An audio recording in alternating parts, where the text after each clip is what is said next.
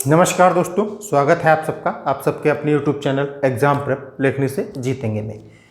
हिंदी में हम आप लोगों को समास पढ़ा रहे थे और इस समास में हमने आप लोगों को पिछली कक्षा में द्विगु और द्वंद्व समास के बारे में बताया था, पिछला वीडियो जो हमारा था। और उसके बाद इधर उत्तर प्रदेश में चुनाव चल रहे हैं आजकल, तो उसका भी माहौल था और कुछ व्यक्तिगत कारण थे चुनाव में। ठीक है, मतलब ऐसा कोई किसी पार्टी का सपोर्ट करने नहीं गए थे, हम ना किसी का प्रचार प्रसार करने गए थे, लेकिन कुछ काम होते हैं जो चुनाव के दौरान किए जाते हैं, तो उन अपने मतों का प्रयोग करने के लिए मैं पहुंचा था वहां पर। तो दूसरी चीज़ अब उसके आगे की बात कर लेते हैं। इसी चक्कर में हम जो है व्यस्तता थी थोड़ी मेरी सी और वीडियो नहीं आ पाया अब तक।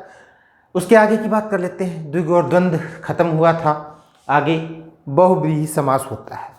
ठीक है, अब सबसे बड़ी चीज़ इसकी है, सब जो है ट्रेडिशनल में जो परंपरागत आप लोग पढ़ते चले आ रहे हैं उस पर चर्चा कर लेते हैं। सबसे पहले क्या है परंपरागत? जिस समस्त पद में दोनों पद अप्रधान होते हैं, या कह लो कि दोनों पद प्रधान नहीं होते हैं। ठीक है, किसी तीसरे पद की ओर संकेत करते हैं। मतलब ये है कि कोई शब्द है, कोई समस्त पद है, दो शब्दों को मिलकर बना हुआ एक समस्त पद होता है, तो वो शब्द अगर किसी तीसरे का अर्थ बता रहा है, एक नया अर्थ जो है पैदा कर रहा है या नए अर्थ को जन्म देता है, तो वो कौन सा समास हो जाता है? बहुव्रीहि समास हो जाता है। ठीक है, ये एक जो है परंपरागत परिभाषा है इसकी, जो हम लोग पढ़ते चले आ रहे हैं, जो व्यक्तिगत तौर पर जो है हमने भी पढ़ी है, आप लोगों ने भी बहुत जगह पढ़ी होगी। दूसरी चीज़ है, विग्रह करते समय क्या क्या आता है जो। ठीक है, क्या क्या आता है जो विग्रह करोगे। ठीक है, जैसे नीलकंठ लिखा हुआ है, तो नीलाकंठ है जिसका, नीलाकंठ है जिसका। ठीक है जिसके, ये भी बीच बीच में आ जाता है, ये वाला जो है जिसके कह लो या है जिसका कह लो, बात एक ही है दोनों की है। तो आप समझते चलिएगा जो हम कहना चाह रहे हैं, जो आपको हम समझाना चाह रहे हैं। विग्रह करते समय ये चीजें आएंगी आपके समय, जब आपको उदाहरण बताएंगे जो इधर लिखे हुए हैं, तो उदाहरण से आपको थोड़ा सा और जो है इससे संबंधित हो जाएंगे, या ये कह लीजिए कि इससे अपना रिलेशनशिप स्थापित कर सकेंगे आप, इससे आप संबंध स्थापित कर सकेंगे। दूसरी चीज ये है कि इसमें लिखा हुआ है इसके अधिकांश उदाहरण पौराणिक होते हैं। पौराणिक का मतलब ये होता है पुरानी कथाओं से लिए गए हैं, महाभारत से लिए गए हैं, ठीक है, वेद से लिए गए हैं, उपनिषद से लिए गए हैं, ऐसी जगहों से लिए जाते हैं।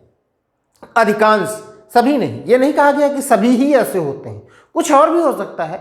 ठीक है, कुछ और शब्द भी आपको मिल जाएंगे जो हो सकता है वो पौराणिक कथाओं से ना हो या पौराणिक नहीं होते हो।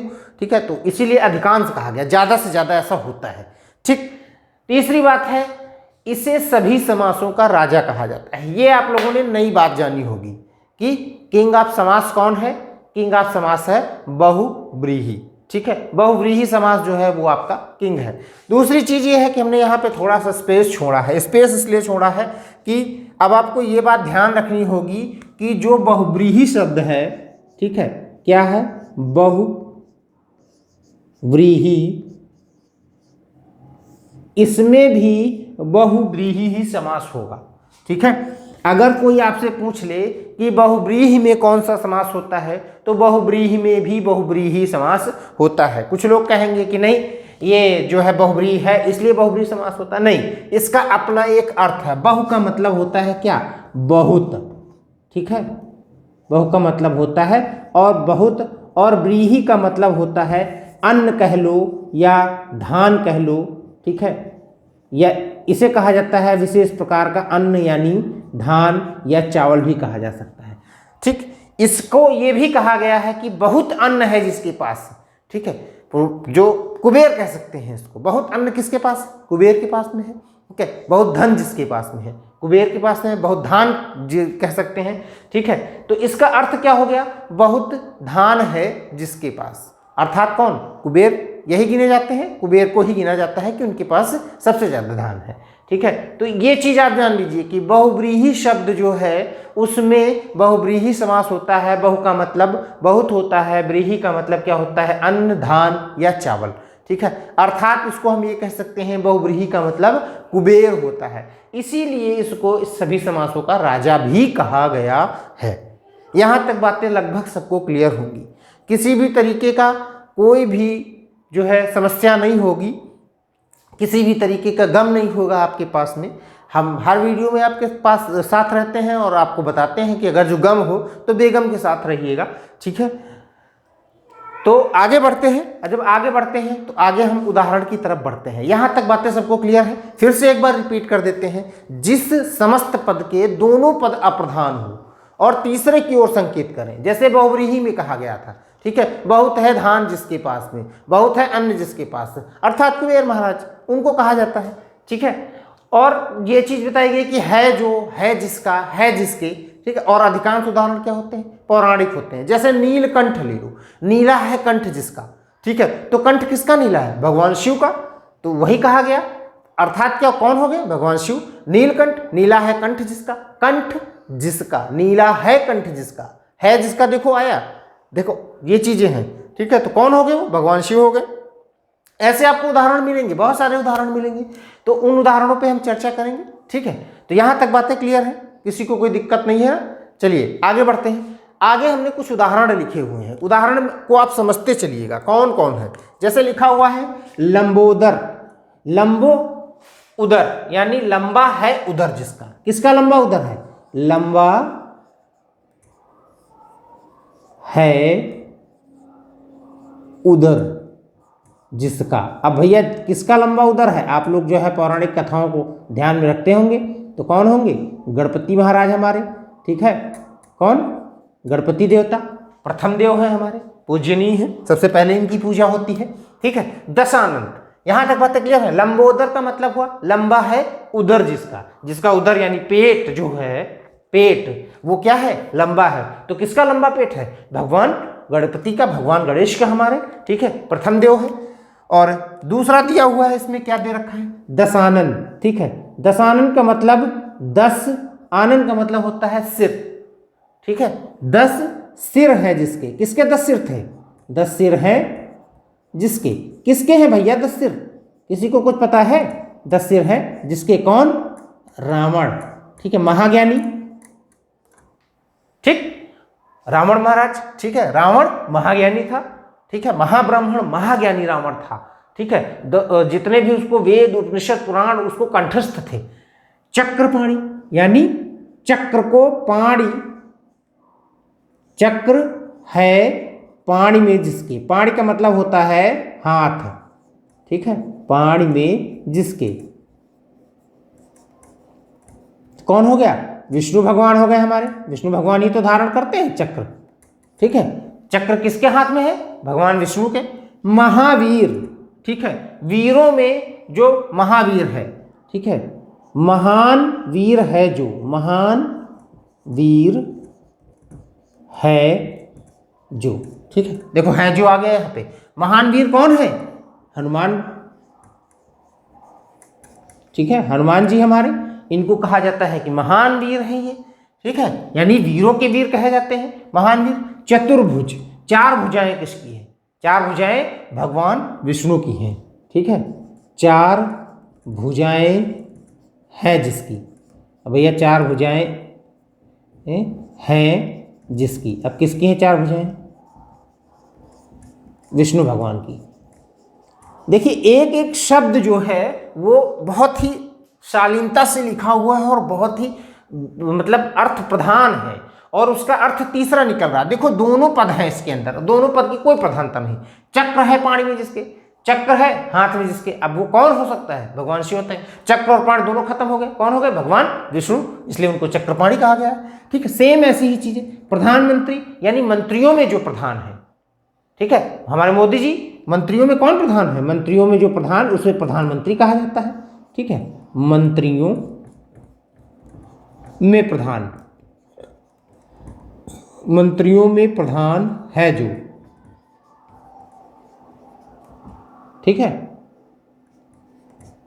तो कौन हो गया? वो प्रधानमंत्री हो गया, यानी जो आपका मौजूदा होगा। अब कह दिया जाए कि मंत्रियों में प्रधान है जो, वो प्रधानमंत्री है, तो प्रधानमंत्री कौन? नरेंद्र मोदी जी, ठीक है। या ये भी कह सकते हैं कि जो इस समय मंत्रियों में प्रधान कौन था, या 62वें मंत्रियों में प्रधान कौन था, या 84 में मंत्रियों में प्रधान कौन था, या 51-52 में मंत्रियों में प्रधान कौन था, तो वो कहा जा सकता है, वो उस समय का, ठीक है। अब देखो लिखा हुआ है पंकज, ठीक है। पंकज का अर्थ सबको पता है कि कमल होता है, लेकिन इसका एक्चुअल मीनिंग क्या होता है? कि पंख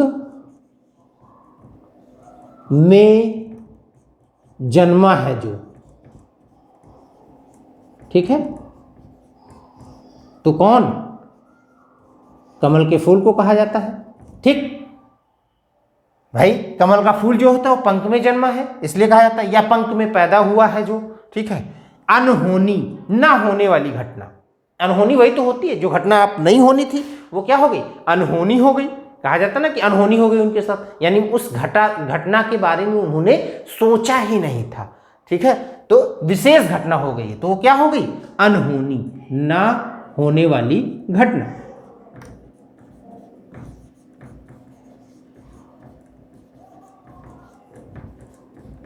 ठीक है, यानी विशेष घटना कह सकते हो इसको, विशेष घटना। ठीक, गिरिधर, गिरि को धारण करने वाला, गिरि को किसने धारण किया था, यानी गिरि का मतलब क्या होता है, गिरि को धारण करने वाला, या गिरि धारण, गिरि को धारण करने वाला। गिरि को किसने धारण किया था, भगवान श्री कृष्ण ने धारण किया था। किसने धारण किया था, श्री कृष्ण भगवान ने। तो ये क्या हो गया, गिरि को धारण करने वाला कौन, भगवान श्री कृष्ण है। तो इसको क्या कहेंगे, ये भी आपका बहुब्रीहि समास हो जाएगा। देखो सीधी सी बात आप समझ लो कि देखो दो दो पद है, गिरि का मतलब होता है क्या, पर्वत, धार का मतलब होता है धारण करने वाला, यानी गिरि को धारण करने वाला कौन हो गया, भगवान श्री कृष्ण हो गए, इसलिए उन्हें गिरधर कहा गया। ठीक है, ऐसे ही नीलकंठ, नीला कंठ है जिसका, नीला कंठ है जिसका, नीला कंठ किसका है भैया, भगवान शिव का। ठीक है, निशाचर, निशा का मतलब क्या होता है, रात, चर का मतलब होता है विचरण करने वाला, यानी रात्रि में घूमता है जो, या रात्रि में विचरण करने वाला। ठीक है, तो वो कहेंगे क्या हो जाएगा, निशा, निशा का मतलब हो गया रात्रि में विचरण करता है जो, विचरण करता है जो, कौन विचरण करता है, राक्षस, जो राक्षस होगा वही तो रात्रि में विचरण करता है। अब मन में आप लोगों को ख्याल होगा हो जाएगा, तो आजकल तो आदमी भी करते हैं, तो जो रात्रि में विचरण करता है उसके बारे में आप जान सकते हैं, हमें देखो बताने की कोई ज़रूरत नहीं, हमारी जो है हिंदी भाषा ही कह रही है कि रात्रि में विचरण करने वाले को क्या कहा जाता है। तो आज की बात में जो रात्रि में विचरण करते हो हमारे छात्र छात्राएं, तो रात्रि में विचरण ना किया करें, नहीं उनको लोग यही समझ लेंगे। ठीक है, मजाक वाली बात थी, सीरियस मत ले लीजिएगा इसको कि कल हमारे ऊपर जो है कोई FIR करा दोगे। यार सर तो कह रहा था कि अब ये जो है रात्रि में विचरण करने वाला है, ये जो है इसको राक्षस कहा जाए, तो ये हमारे जो है आत्मसम्मान को ठेस पहुंची है, ऐसे शब्द बोले गए हैं। ठीक है, तो जान लीजिए आप कि रात्रि में विचरण करने वाले को क्या कहा जाता है, निशाचर कहा जाता है। ठीक है, यानी जो रात्रि में विचरण करना, निशाचर, निशाचर को क्या, ये हो गया कौन सा समास, बहुब्रीहि समास होता। चौलड़ी, चार लड़ियां हैं जिसमें, चार लड़ियां, लड़ियां समझते हैं ना, हैं जिसमें। ठीक है, तो इसको क्या कहेंगे, माला कहा जाता है ना, चार लड़ियों वाली माला। लड़ी का मतलब होता है वो जो बनाई जाती है एक एक पिरो पिरो के। ठीक है, त्रिलोचन, तीन, लोचन का मतलब होता है आंख है जिसकी, तीन आंख हैं जिसके, किसके तीन आंखें हैं भैया, भगवान शिव के, तो कौन हो गए, भगवान शिव हो गए। चंद्रमौली, चंद्र, मौली का मतलब क्या होता है, मौली का मतलब होता है माथे पर, चंद्र मौली यानी चंद्रमा को माथे पर धारण करने वाला, चंद्रमौली है जिसकी। ठीक है, चंद्र मौली है जिसके ऊपर, चंद्रमौली किसके ऊपर है, चंद्र है मौली पर जिसके, मौली पर जिसके, किसके है चंद्रमौली पर, शिव के, भगवान शिव कहे जाएंगे। ठीक है, विषधर, अब समझ लो विषधर किसको कहा जाता है, सर्प को कहा जाता है। तो विष को कौन धारण करता है, विष को धारण करने वाला, विष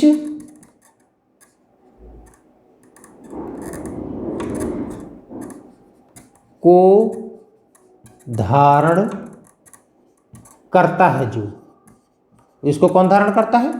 सर्प धारण करता है, यानी सांप, सांप कह सकते हो, सर्प कह लो, जो भी आपको उचित लगे, ठीक है। मृगेंद्र, मृग मतलब क्या होता है? हिरण, ठीक है। मृगेंद्र यानी मृगों का इंद्र है जो, और तो मृगों का इंद्र कौन है? सिंह, इसीलिए उसको क्या कहा गया है? मृगेंद्र कहा गया है। मृगेंद्र यानी मृग का इंद्र है जो, कौन? सिंह, यानी शेर जो होता है।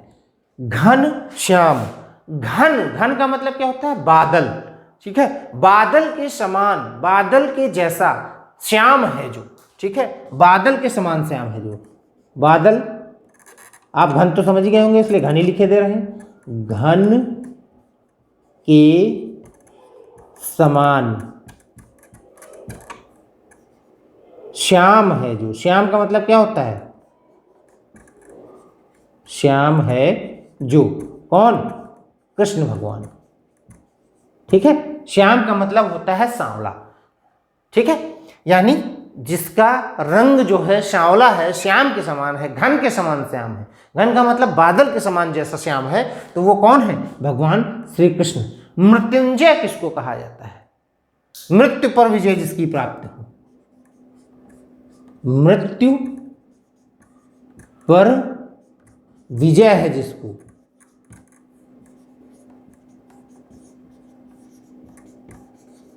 ठीक है। मृत्यु पर किसको विजय है?